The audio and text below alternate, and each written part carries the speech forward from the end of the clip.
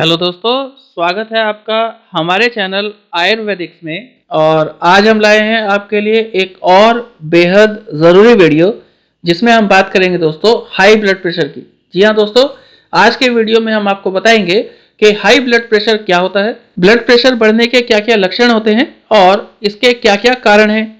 दोस्तों आज हम आपको ये भी बताएंगे कि अगर आपका ब्लड प्रेशर बढ़ा हुआ है तो इससे बचने के क्या क्या उपाय होते हैं। तो दोस्तों आज दी जाने वाली जानकारी अगर आपको पसंद आती है तो प्लीज हमें लाइक, शेयर और सब्सक्राइब जरूर कीजिएगा। तो आइए शुरू करते हैं वीडियो। और मैं आपको बताऊं कि हाई ब्लड प्रेशर आज के समय की एक सबसे सामान्य बीमारी है और इस बीमारी की सबसे खराब बात यह है दोस्तों कि इसके कोई लक्षण नहीं आते, यानी शुरुआत में हाई बीपी के कोई लक्षण नहीं आते। इसीलिए इस बीमारी को कहीं ना कहीं साइलेंट किलर का नाम भी दिया जाता है।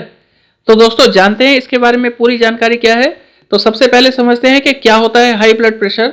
तो आप समझिए दोस्तों कि हाई ब्लड प्रेशर एक ऐसी समस्या है जिसमें जब हमारा हार्ट हमारे ब्लड को धमनियों में पहुंचाता है, यानी ब्लड वेसल्स में पहुंचाता है, तो उस ब्लड का प्रेशर उस धमनियों की दीवारों पर लगता है और धमनियों की दीवारों पर लगने वाला यही प्रेशर ब्लड प्रेशर कहलाता है।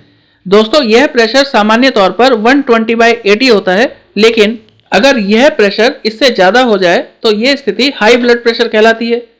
लेकिन दोस्तों आप समझिए कि शुरुआत में इसके कोई लक्षण नहीं आते और अगर इस तरह की समस्या यानी इस तरह का हाई ब्लड प्रेशर लंबे समय तक बढ़ा रहे तो फिर कुछ ना कुछ लक्षण आने शुरू हो जाते हैं और एक समय ऐसा भी आता है कि ये लक्षण बेहद गंभीर हो जाते हैं जो हमारे लिए बहुत खतरनाक साबित हो सकते हैं।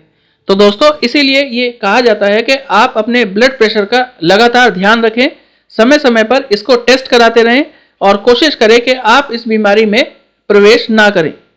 दोस्तों आप समझिए कि हाई ब्लड प्रेशर के लक्षण क्या क्या होते हैं।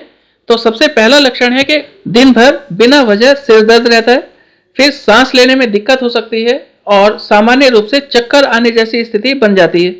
दोस्तों अगर आपका हाई ब्लड प्रेशर है तो आपको सीने में दर्द हो सकता है, कई बार नाक से खून भी आ जाता है अगर आपका ब्लड प्रेशर ज्यादा है तो, और यूरिन में भी खून के कुछ ट्रेसेस आने शुरू हो जाते हैं, यानी कम मात्रा में ब्लड यूरिन में भी आ जाता है। फिर दोस्तों एक और लक्षण है कि आपकी हार्ट बीट यानी दिल की धड़कन कम ज्यादा होना।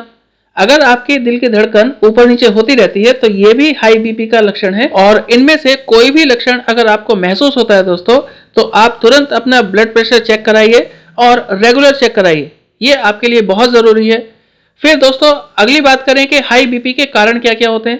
तो ब्लड प्रेशर बढ़ने के मुख्य कारणों में अगर बात करें तो अगर आपका वजन ज्यादा है तो आपको हाई बीपी की समस्या हो सकती है, यानी हाइट के हिसाब से अपने वजन को मेंटेन करें। फिर अगर आप कम नींद लेते हैं तो इससे भी ब्लड प्रेशर बढ़ता है। खाने में सामान्य से ज्यादा नमक से भी हाई बीपी की समस्या होती है। और अगर आप रोजाना एक्सरसाइज नहीं करते हैं तो यह भी आपको हाई ब्लड प्रेशर की समस्या होने का कारण हो सकता है। फिर दोस्तों अगर आपकी उम्र 40 साल से ज्यादा है तो, या फिर अगर आप जंक फूड खाते हैं, बाहर का खाना खाते हैं, तो इससे भी आपका ब्लड प्रेशर बढ़ सकता है।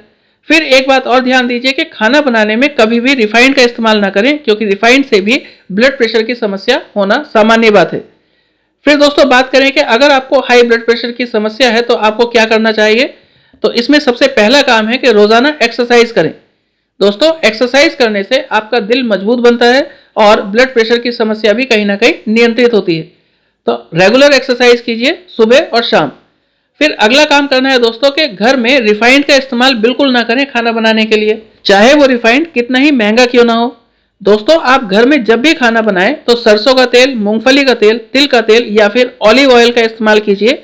आप इन तेल को अदल बदल करके भी इस्तेमाल कीजिए, ये भी ज्यादा अच्छा माना जाता है। फिर एक और बात का ध्यान रखिए कि खाने में जंक फूड का सेवन ना करें, यानी चाउमीन, बर्गर आदि जो जंक फूड होते हैं इनसे दूरी बना करके रखिए।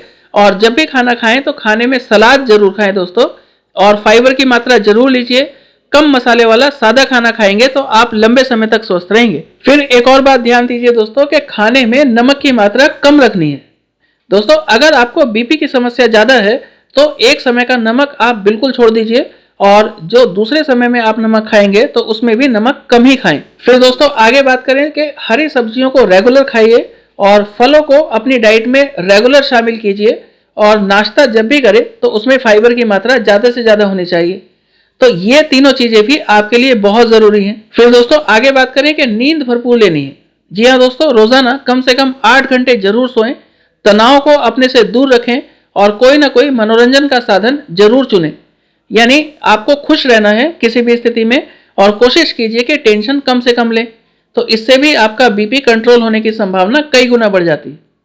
तो दोस्तों आज के लिए इतना ही, और वीडियो देखने के लिए धन्यवाद। और आज दी गई जानकारी अगर आपको पसंद आई हो तो प्लीज़ हमें लाइक और शेयर जरूर कीजिएगा, और अगर आप हमारे चैनल पर नए हैं तो प्लीज़ हमें सब्सक्राइब भी करें। धन्यवाद।